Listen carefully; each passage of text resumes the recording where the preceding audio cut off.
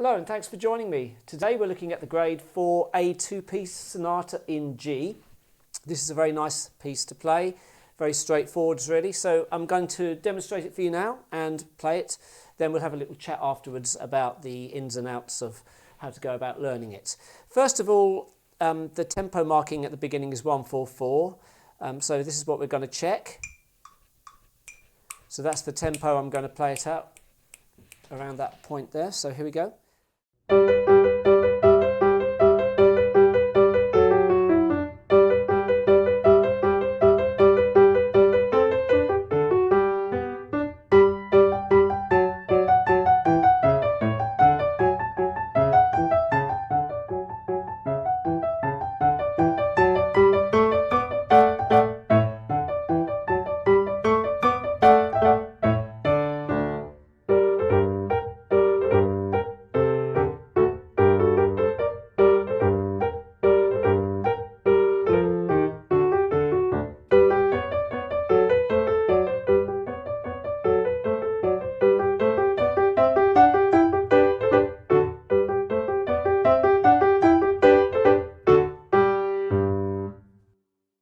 So as you can hear, it's quite a nice, lively sounding piece. The pause mark at the end purely is relevant if you're going to do a repeat, which you won't need to do in the exam. In ABRSM exams, you don't generally have to do repeats unless they tell you to do that in the footnotes at the bottom of the book. So we've finished the piece, we don't have to repeat. We're going back to the beginning, and this right-hand part really needs to be played quite smoothly. And watch out for finger numbers, because the suggestion 4 at the beginning is good. Don't be tempted to do 5-3-1 fingering, because it kind of locks your hand into that position. Better to do the fingering suggested, 4 on the D, 2 on the B. Broken up G major chord actually. So here we go. That's all easy because it's all covered already with the fingers. Third bar, watch out for finger number 3, which is coming up. There, on the 4th note. That's a very useful finger number there, number 3 on the B. So that's our opening 4 bars. Next 4 bars, quite straightforward as well. Still playing legato. When we've just finished that last bit, I find that for bar 5, it's easier for me to initially play with the 5th finger on the D, 5-3-1. And towards the end of the bar, I can switch onto the B, which is the 4th note in bar 5. I can put a 2 there. It doesn't say to do that in the book, but it's a very useful trick, because when you've come from bar 4 and you've finished on your thumb on the D, you've then very quickly got to get to the D on the next bar, which I find easier to do with a 5. And I just switch it halfway through that bar. So 5-3-1-2, 4-2. And then of course bar 6 is just like bar 2. And then carrying on. By the time you get to bar 8, your thumb should be on the A. So the fingering here is simply just 1, 3, 2, 1, and then of course the 4 on the A. 4, 2, and then the G. Those slurs written in bar 8 just have that sort of sound to them. That kind of effect.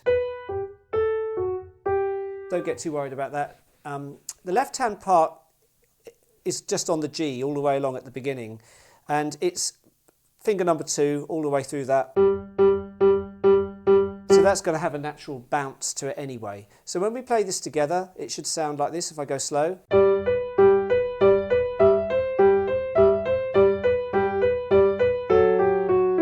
Just be careful that the left hand comes off on the 3rd beat of bar 4. We are in 3/8, remember, so 3 quaver beats in a bar. So when you get to bar 4, as you hit the D at the end, it should just be on its own. And then we continue.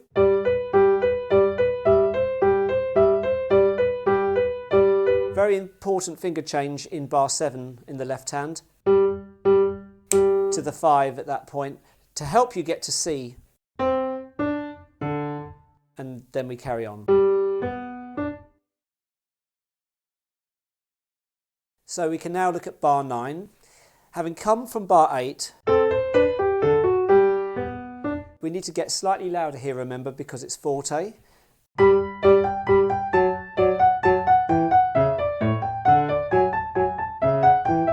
then in bar 15, of course, it's suddenly quiet, softer. And then we can stay soft. It says crescendo, but don't crescendo immediately. We're just going to build it. So it's gradually building up. A good exercise would be just to play the left hand there and practice that feel of crescendo. Oops, that wasn't a good one, was it? It's just getting that right balance there. And once you've got that going, you get a nice natural sounding crescendo. Bar 19, of course, is strong, it's forte. I'm doing slightly different fingering here at the end. I like going over with 4 and 2 there. They're suggesting 1 and 2, which is very logical actually, because your third finger can get onto F sharp very easily in the next bar. So their fingering there makes sense. And of course we've got to be careful to drop in volume again after bar 19.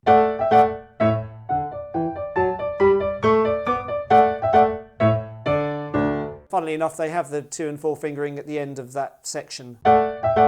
And then suddenly D to D. Okay, straight on to the next section. Before we do this, it might be worth just working up to this point. When you're learning a piece, you don't always have to go all the way through it, do you? You can break it into smaller amounts. And I would say, you know, the first 8 bars are a good stopping point as well to work on. And then from bar 9 up to the end of this section here, bar 23. So now we can go from bar 24, and what we see here is the... oh, by the way, just a reminder, don't repeat the first section, remember. Although there's a repeat sign at the end of bar 23, you don't need to do that. So from bar 24, we have this immediate softness here. And be careful that the left hand is, you know, nice and playful. I tend to sort of semi-bounce the quavers here. It seems quite nice to play it like that. So, and you get that contrast with the slur on bar 26. That connecting sound. And the way to play a slur well is you put the energy into the first note and then you come off a bit on the second note. That sound. You don't want it to be like this. That's too choppy sounding. It's got to be... You can treat it as a staccato sound at the end. That's a nice effect. And then of course we've got legato here. You might find that a bit hard to play. You've got to go slowly on this. Because you've got to create that illusion of it being smooth.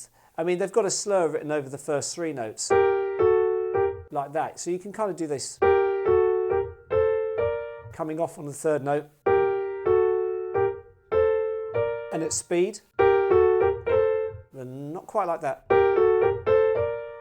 So that might take a bit of a while to get used to. Then we carry on. Bar 28 is exactly the same as bar 24.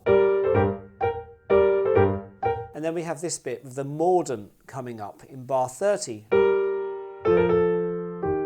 This is just an old style of notation. It's a decorative note.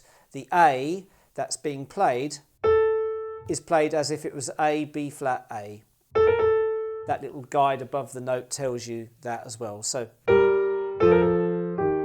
and then we have the next bit. And then suddenly we're going MF. So be careful here. We're playing it softly.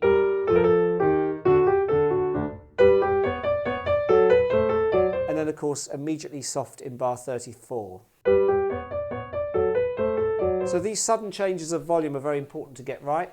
And, you know, it's very easy to get stuck into one volume when you're practicing things, but very early on in practicing, you should be trying to get the volumes right as well, because you're reinforcing the right way of playing it.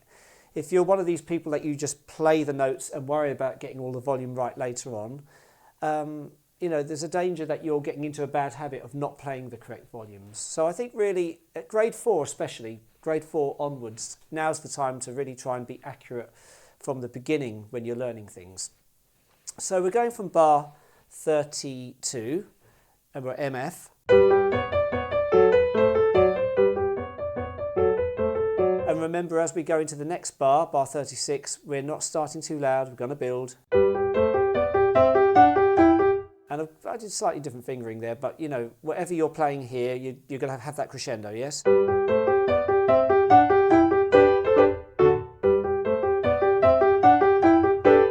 Oops, vulnerable note there. So you can hear from me playing, I've made a few slips today. It's very easy to just go off the notes a little bit if you haven't practiced it quite as much. So I hope what I've talked about today has been helpful to you, and good luck. I might see you around on some of the next videos I'm going to be making. So thanks for watching and take care.